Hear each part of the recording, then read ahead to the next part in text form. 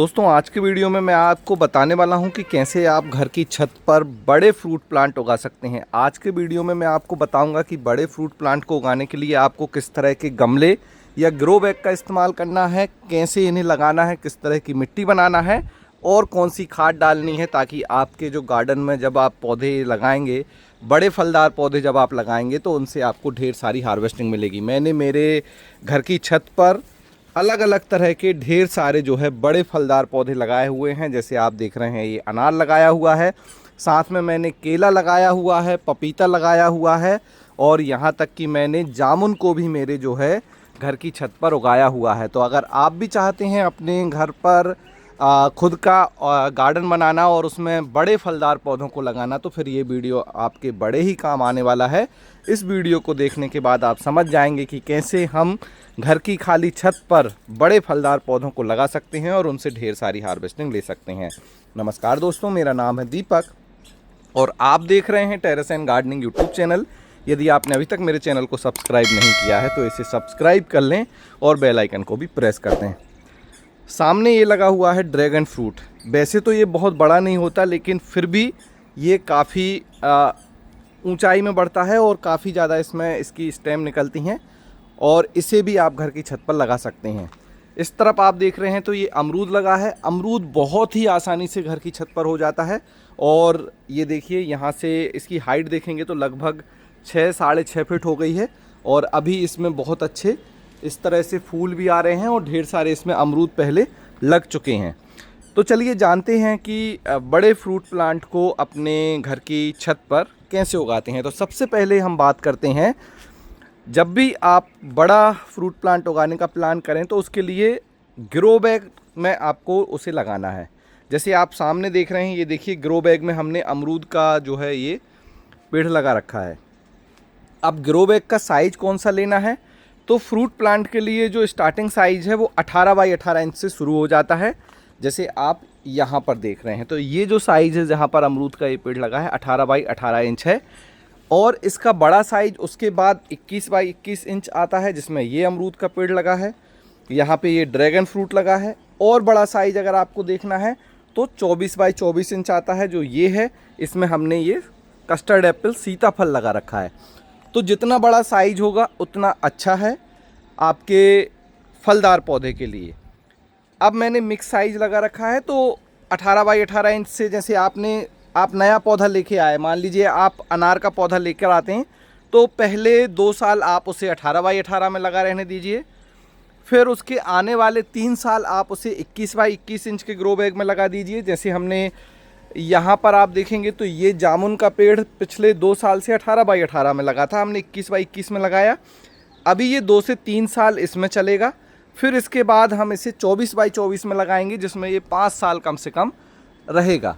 तो इस तरह से हम ग्रो बैग को चेंज करेंगे, पौधे को भी रिपोर्ट करते जाते हैं, उसमें और मिट्टी खाद की नीड होती है तो वो भी ऐड कर देते हैं। तो इस तरह से हमें ग्रो बैग का यूज़ करना है। जैसे अभी मैंने इस बार सबसे छोटा, जैसे ये अनार देख रहे हैं आप, इसको मैंने 15 बाई 15 इंच से शुरू किया है लगाना।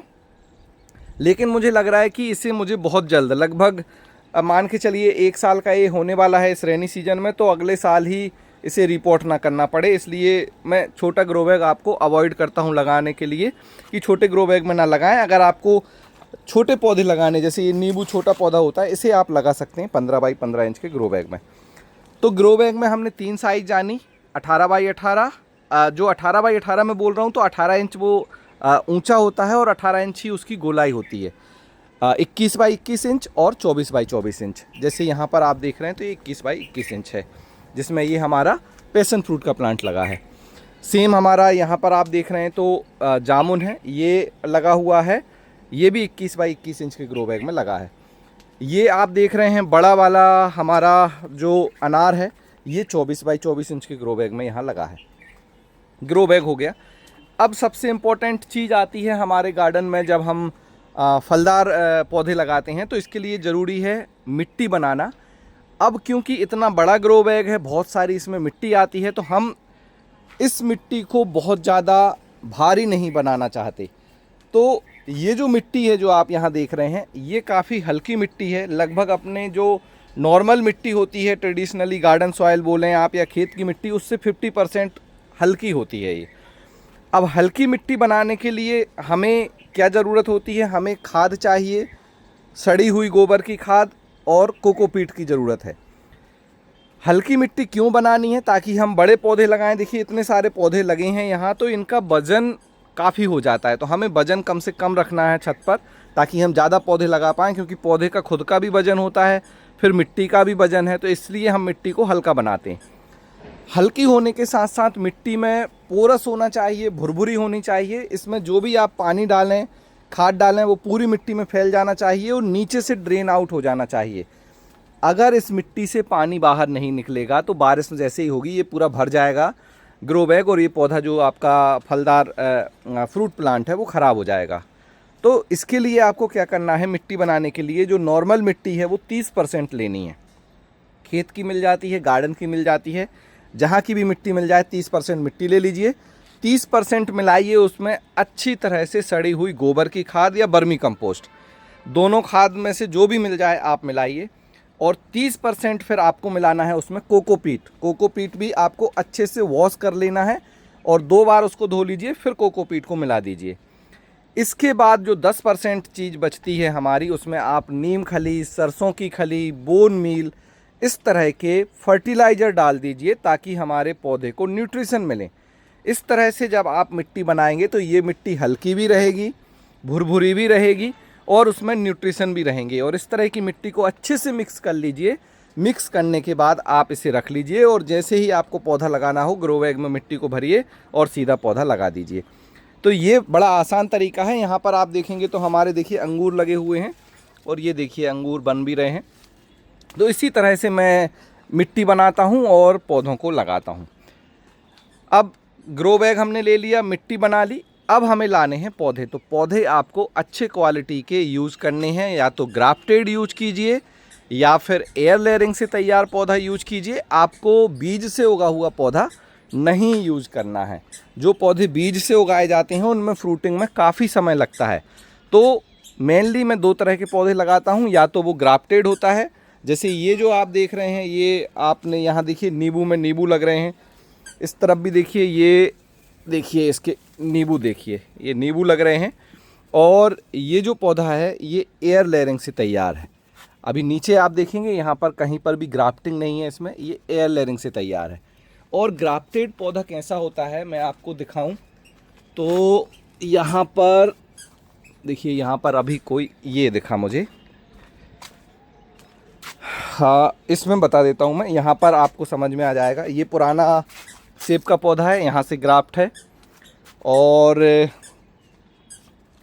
और भी आगे मैं आपको दिखा देता हूँ जो ग्राफ्टेड पौधे हैं वो कैसे रहते हैं। उसकी पहचान करना आसान है, बहुत टफ नहीं है। जैसे ये एक सेब का पौधा है, यहाँ से इसे ग्राफ्ट किया गया है। अब आप ध्यान से देखेंगे तो ये देखिए वी शेप में इसमें कट लगाया गया था, ऊपर से नया पौधा है, नीचे ये रूट स्टॉक होता है। मतलब ये किसी भी दूसरे पौधे का जड़ हो सकती है, तना हो सकता है, और ऊपर ये हाइब्रिड पौधे को हमें यहाँ पर ग्राफ्ट कर दिया जाता है। तो इस तरह के पौधे में फ्रूटिंग और फ्लावरिंग जल्दी होती है।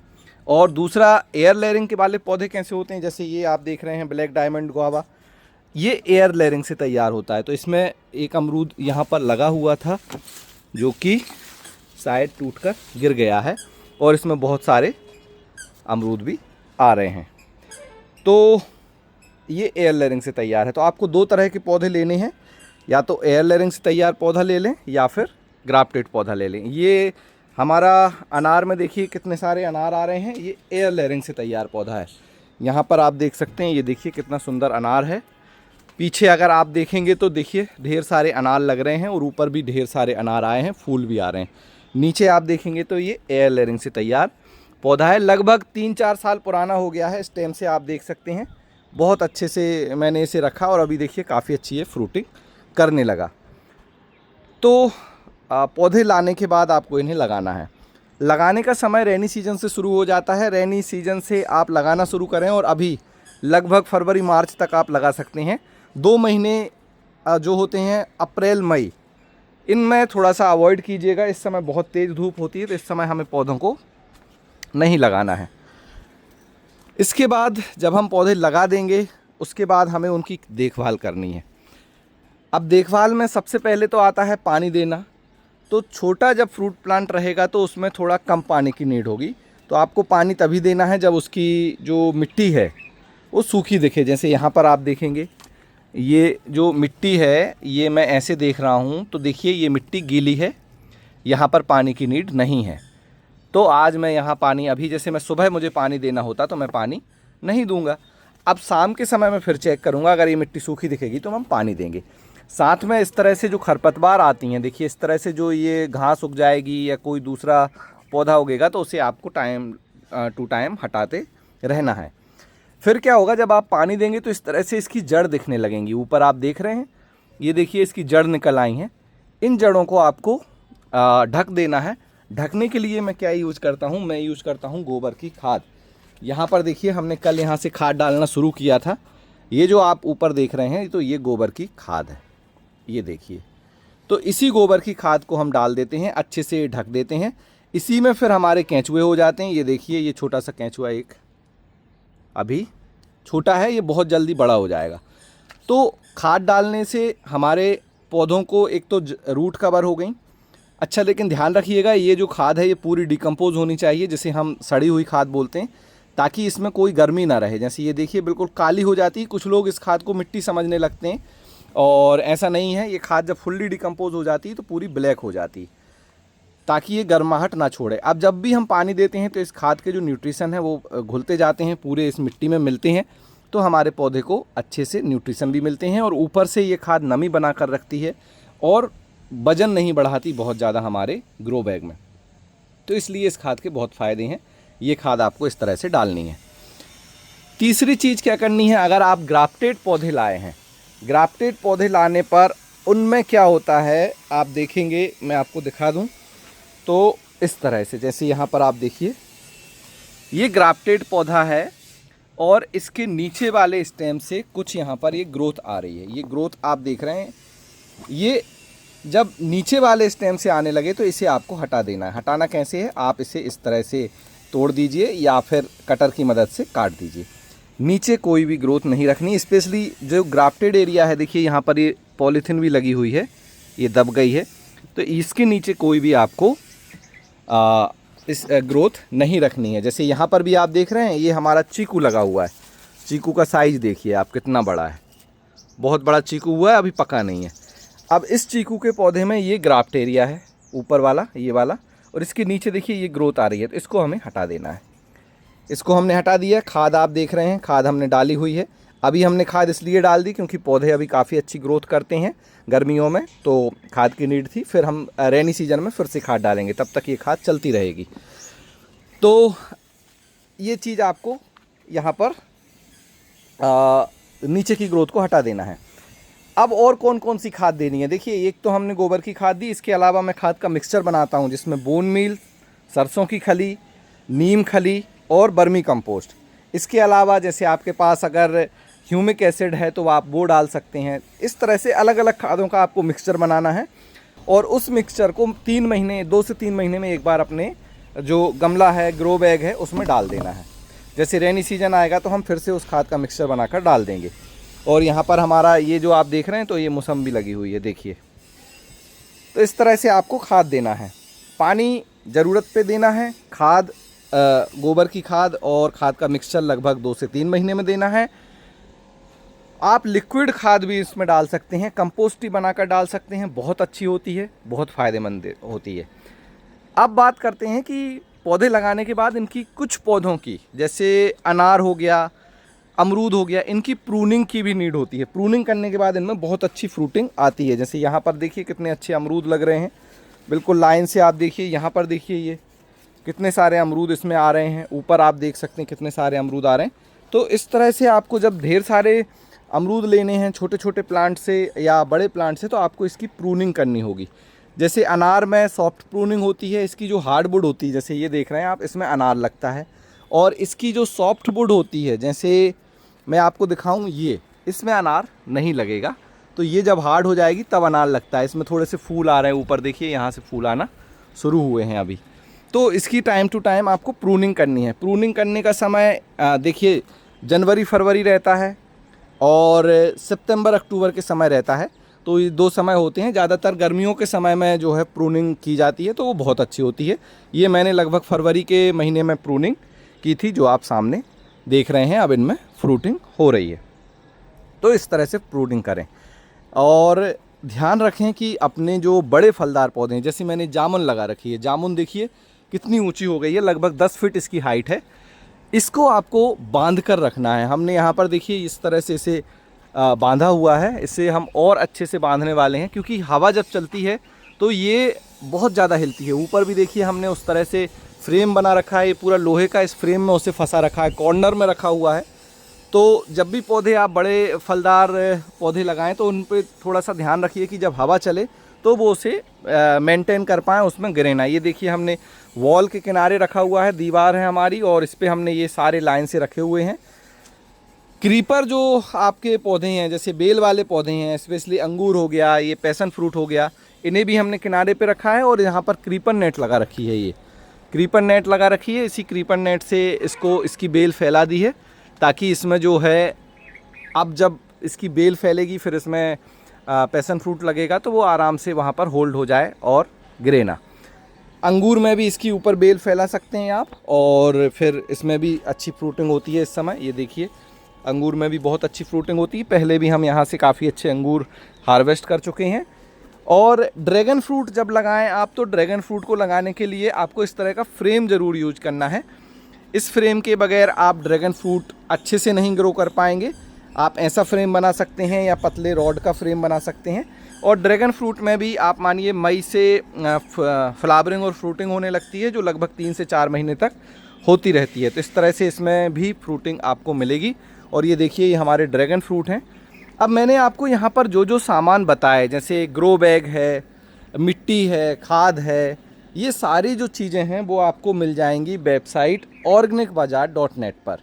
वहाँ से आप अपने फ्रूट प्लांट लगाने के लिए जो ग्रो बैग हैं और जो मिट्टी है, जो खाद है, वो आप ख़रीद सकते हैं। वेबसाइट का नाम है organicbazaar.net।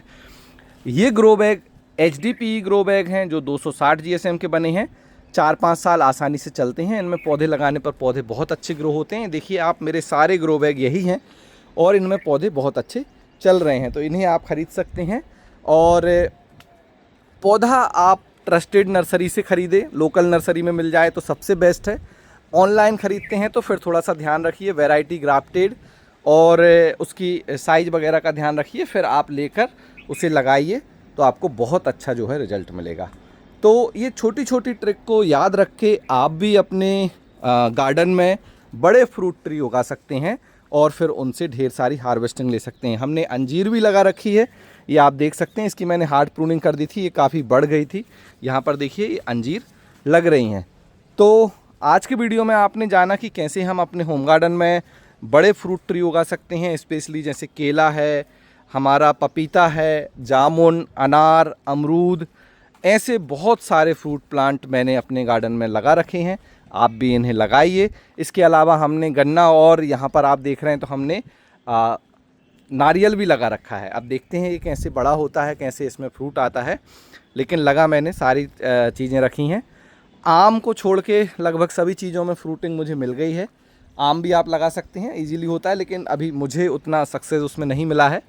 बाकी बहुत सारे, जैसे यहाँ आप देख रहे हैं ड्रम स्टिक लगा हुआ है, ये देखिए इसमें वहाँ फूल भी आ रहे हैं, बहुत अच्छी इसमें ड्रम स्टिक बनती हैं, तो ये भी लगा रखा है। ये सारे ग्रो बैग 24 बाई 24 इंच के हैं। ये 4 ग्रो बैग 24 बाई 24 इंच हैं, ये 21 बाई 21 इंच हैं, जिसमें पपीता लगा हुआ है। तो इस तरह से आप भी अपने होम गार्डन में बड़े फ्रूट ट्री उगाइए। और आज की वीडियो में जो मैंने इन्फॉर्मेशन आपको दी है, वो इन्फॉर्मेशन आपको कैसी लगी मुझे ज़रूर बताएं। वीडियो हेल्पफुल लगा हो, इन्फॉर्मेटिव लगा हो तो इसे लाइक ज़रूर करें, और इसी तरह की और वीडियो देखने के लिए चैनल को सब्सक्राइब कर लें। आज के वीडियो में इतना ही, मिलते हैं आपसे किसी अगले वीडियो में, तब तक के लिए हैप्पी गार्डनिंग।